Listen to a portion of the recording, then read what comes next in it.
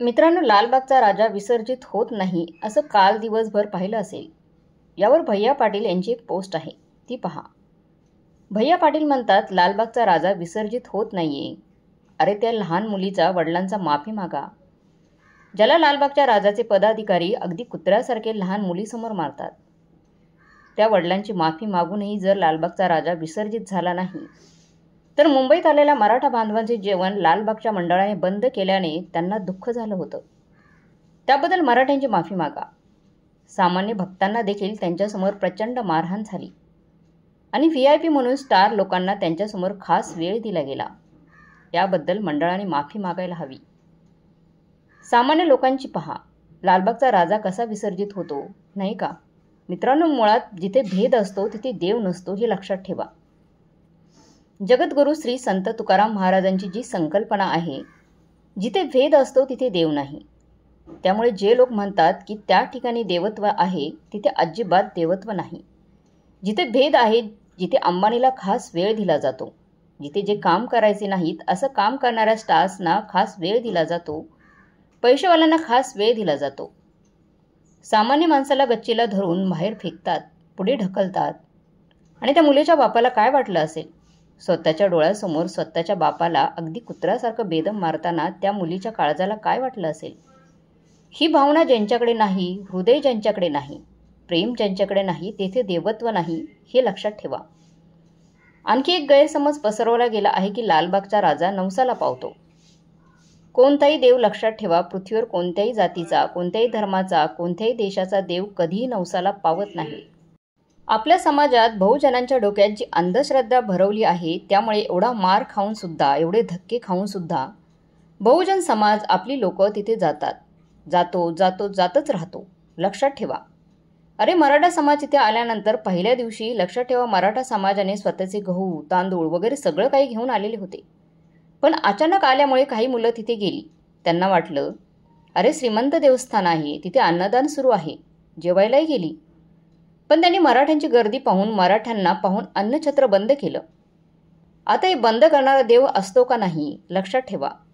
म्हणजे जे लोक गोष्टी थांबवतात आणि देवाच्या नावाखाली लोकांची लूट करतात, तेही माणसंच असतात. मग ती लोक मंदिरात असोत किंवा कुठेही असोत, तुमची लूट करणारी, तुमची दिशा चुकवणारी ही माणसंच असतात. देव कोणालाही फसवत नाही. लक्षात ठेवा, देव कोणालाही शाप देत नाही, वरदानही देत नाही. देव काही करत नाही. देव हा एक स्वच्छ आणि निर्मळ संकल्पना आहे, ज्याला वारकरी साधू संतांनी मांडलं आहे. आणि मीही अनेक वेळा सांगितलं आहे, जिथे भेदभाव असतो, जिथे सामान्य माणसाची लूट होते, तिथे देव कधीच नसतो. देव तुमचा एकही रुपया घेणार नाही. मागे जिथे तुझ्या खिशातून 1 रुपयासुद्धा द्यावा लागतो, तिथे देव नसतो, हे लक्षात ठेवा. अन्नदान वेगळंच आहे.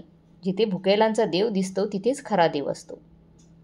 मुंबईत इतक्या मोठ्या संख्येने मराठा समाजाला उपाशीपणा भासत होता आणि अशा वेळी ज्यांच्या मनात मला त्यांना 2 घास खायला द्यायचे आहेत अशी भावना निर्माण होते, त्यात खरंच देव आहे, हे लक्षात ठेवा. फक्त मराठा नव्हे, कोणी उपाशी आहे किंवा तहानलेला आहे, त्याला अन्न पाणी देणं म्हणजेच खरं देवत्व आहे. जे रडत आहेत, जे त्रस्त आहेत, त्यांना मदत करणं म्हणजेच खरं दैवत आहे. गांजलेले आहेत, जे पीडित आहेत, जे शोषित आहेत, जे वंचित आहेत, त्यांना मदत करणं, त्यांच्या न्याय हक्कासाठी लढणं म्हणजेच देवत्व आहे. जे काय रंजले गांजले त्यांना असं म्हणतात, जो आपुलकीचा तोच खरा साधुसंत ओळखावा, देव तेथेच जाणावा. देव इथं आहे, हे लक्षात ठेवावं. त्यामुळे आणि लालबागचा राजा, अरे एकेकाळी मराठा समाज एवढा कमकुवत नव्हता. सोशल मीडियावर व्हायरल झाल्यानंतर मराठ्यांनी एवढं अन्न आणलं, एवढं अन्न मुंबईतील सगळ्या गणपती मंडळांना मराठ्यांनी जेवण दिलं असतं. अजून जर आंदोलन काही दिवस चाललं असतं ना, 8 दिवस, तर मुंबईतील लालबागच्या राजासकट सगळ्या मंडळांना जेवण घालण्याची ताकद मराठा समाजात होती. पण या निमित्ताने बहुजनांचे, मराठ्यांचे डोळे उघडणार आहेत का? अरे तुमच्या गल्लीतला जो गणपती आहे, त्यातला देव वेगळा आहे का? आणि तो गणपती वेगळा आहे आणि लालबागचा गणपती वेगळा आहे का? असं जर तुमच्या मनात येत असेल, तर तुम्हाला देव कधीच कळणार नाही. तुमच्या घरातील गणपती, तुमच्या गावातील गणपती आणि लालबागचा गणपती यांची ताकद वेगळी आहे. देवाची ताकद यात भेद करण्याचा प्रयत्न करत असाल, आणि भेद कोण करत आहे हे लक्षात ठेवा. देव भेद करणारा माणूस असतो. देवाचा भेद माणूसच करतो. देव काही भेद करत नाही. आणि लक्षात ठेवा पदाधिकाऱ्यांना दोष देऊन काही उपयोग नाही. तिथे जाणारे कोण आहेत? तिथे जाणारे तुम्हीच आहेत. गर्दी करणारे तुम्हीच आहात. गचंडीला धरून बाहेर फेकलं तरी तिथे जाणारे तुम्हीच दोषी आहात. लक्षात ठेवा, मारणारा दोषी आहे आणि मार खाणारा पण दोषी आहे. तिथे जायची काय गरज आहे? बहुजनांचा हे सगळ्यात महत्त्वाचं आहे. पण लक्षात ठेवा, बहुजन मार खाणार पण कधीच हे लक्षात घेणार नाहीत. हा विषय कधीच लक्षात घेणार नाही. त्यामुळे लालबागच्या राजाच्या विसर्जनाला जास्त वेळ लागला. यातून पुन्हा अंधश्रद्धा पसरवण्याचा प्रयत्न होतोय. प्रयत्न करा आणि लक्षात ठेवा, देव कधीही कोणावरही रागवत नाही. देव रागवतो असं नाही. देव ही एक अगदी स्वच्छ आणि जवळची कल्पना आहे. देव म्हणजे माणुसकी आहे.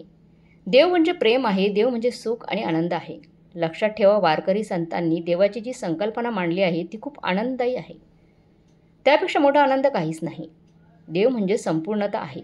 देव म्हणजे फक्त मंदिर, मस्जिद, गुरुद्वारा इतक्यापुरती मर्यादित गोष्ट नाही आहे. देव ही एक फार मोठी आणि व्यापक कल्पना आहे.